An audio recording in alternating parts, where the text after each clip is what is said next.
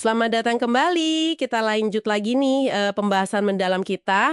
Kali ini kita bongkar bab 9 dari Build to Last.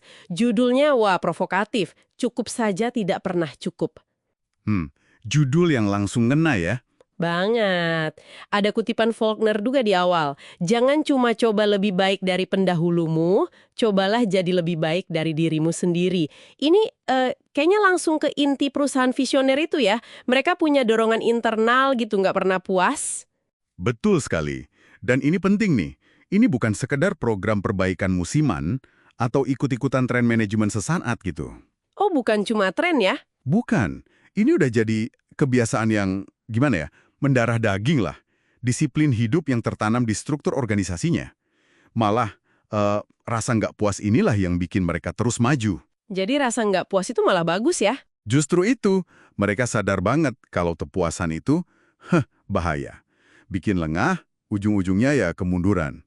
Nah, pertanyaannya kan gimana caranya mereka jaga api semangat ini tetap nyala terus? Nggak gampang kan?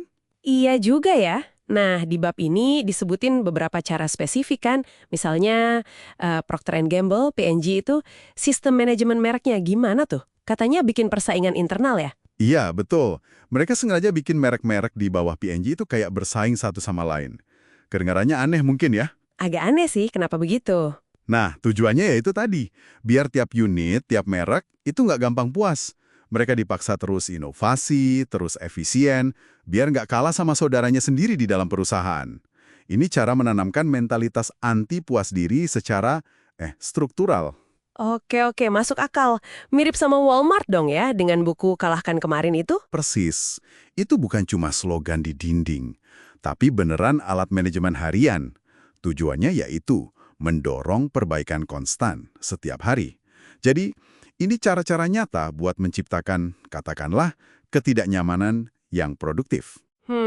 Ketidaknyamanan yang produktif. Tapi ada resiko nggak sih bikin budaya jadi terlalu menekan gitu dengan persaingan internal seketat itu? Pertanyaan bagus. Tentu ada tantangannya ya, implementasinya harus pas. Kuncinya itu persaingan sehat. Fokusnya di perbaikan bareng, bukan saling sikut-sikutan. Oke. Yang jelas, ini kontras banget sama perusahaan pembandingnya. Yang kadang, gitu deh, pilih jalan nyaman. Bahkan ada yang sampai memerah susu perusahaannya. Maksudnya memerah susu gimana tuh? Iya, itu istilah buat ngeruk untung sebanyak-banyaknya dalam jangka pendek, tapi ngorbanin kesehatan perusahaan buat jangka panjang. Investasi dikurangin, riset dipotong, demi laporan kuartalan bagus. Nah, hal kayak gini nih, hampir nggak pernah kejadian di perusahaan visioner.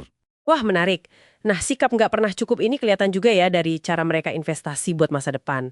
Contoh Hewlett Packard, HP, tahun 45 itu kan? Menarik banget. Oh iya, itu contoh klasik. Bisnis mereka anjlok 40% loh habis perang. Tapi bukannya hemat. Malah rekrut insinyur-insinyur top dari lab pemerintah. Itu kan gila ya. Langkah berani banget pas lagi susah. Berani banget. Tapi ya itu, terbukti visioner kan? Justru investasi jangka panjang ke orang-orang bertalenta inilah yang jadi fondasi sukses HP puluhan tahun berikutnya. Nah, beda banget sama Texas Instruments ya. TI itu. Iya, TI itu contoh kontras yang bagus. Awalnya sih, di bawah Hagerty, mereka punya pandangan jauh ke depan. Tapi penerusnya, malah belok. Belok gimana? Mereka ngejar pangsa pasar jangka pendek, bikin produk murah, kualitasnya dikorbanin. Ya, akhirnya reputasi rusak, prospek jangka panjangnya juga kena imbas. Ini nunjukin pentingnya banget menyeimbangkan kinerja hari ini sama visi, katakanlah 50 tahun ke depan. Mereka mikirnya jauh, gak cuma kuartal depan aja. Jadi intinya dorongan buat terus lebih baik ini bukan cuma soal proses di dalam ya, tapi juga soal keberanian investasi besar, terutama ke orang dan ide baru, bahkan pas lagi sulit gitu. Tepat sekali, perusahaan visioner itu investasinya ke modal manusia lebih agresif, lebih awal. Lihat aja rekrutmennya. Ekstensif banget. Pelatihan karyawannya gila-gilaan. Kayak Motorola itu ya, yang target 40 jam setahun per karyawan. Betul. Atau gimana CEO Merck dulu sangat fokus sama rekrutmen. Pengembangan profesional juga terus-terusan.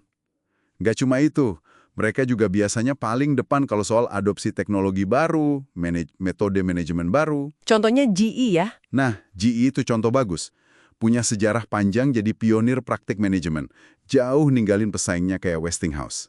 Intinya, mereka nggak nunggu dunia maksa mereka berubah. Mereka proaktif. Oke, oke. Terus ada contoh Marriott versus Howard Johnson juga kan? Itu juga ngena banget ya. Ya, itu jelas banget bedanya. Howard Johnson dulu kan ikonik banget ya, dikagumi. Tapi akhirnya tenggelam gara-gara, yaitu tadi, berhenti investasi balik ke bisnisnya. Kayak diperah susunya sampai kering. Sementara Marriott? Marriott kebalikannya. Terus tanam model ke orang, ke pelatihan, ke standar layanan. Ya ujung-ujungnya melesat jauh ninggalin Howard Johnson. Banget. Dalam bela diri kan, dapat sabuk hitam itu bukan akhir. Justru itu awal dari perjalanan baru. Perjalanan yang nuntut disiplin lebih tinggi lagi, kerja keras tanpa henti, ngejar standar yang terus naik. Jadi nggak ada garis finishnya ya? Nggak ada. Pesan intinya jelas banget. Di perusahaan visioner, cukup baik itu benar-benar nggak pernah cukup. Tiap pencapaian tuh cuma batu loncatan buat perbaikan selanjutnya. Oke, jadi kalau dirangkum nih buat Anda yang dengerin, intisarinya apa dong? Intinya, tanamkan rasa nggak puas yang konstruktif. Tapi ini bukan cuma soal niat baik ya. Harus bangun mekanisme yang nyata. Alat, sistem, kebiasaan. Sesuatu yang mendorong perbaikan terus-menerus. Dan juga keberanian buat investasi jangka panjang ya, ke orang dan masa depan. Bukan sekedar poster di dinding lah pokoknya, tapi cara kerja yang disiplin. Benar. Dan selalu ingat, analogi sabuk hitam tadi. Pencapaian itu bukan buat dirayain lama-lama. Itu tanda buat mulai tantangan berikutnya. Di perjalanan tanpa henti menuju standar yang lebih tinggi lagi. Menarik. Mungkin pertanyaan yang bisa Anda bawa pulang nih. Mekanisme spesifik apa ya, sekecil apapun, yang bisa Anda terapkan buat menanamkan dorongan selalu bisa lebih baik lagi ini? Di lingkup pengaruh Anda sendiri tentunya. Wah, pertanyaan bagus tuh buat direnungkan. Oke deh, terima kasih banyak sudah menyimak pembahasan mendalam kita kali ini. Sampai jumpa lagi.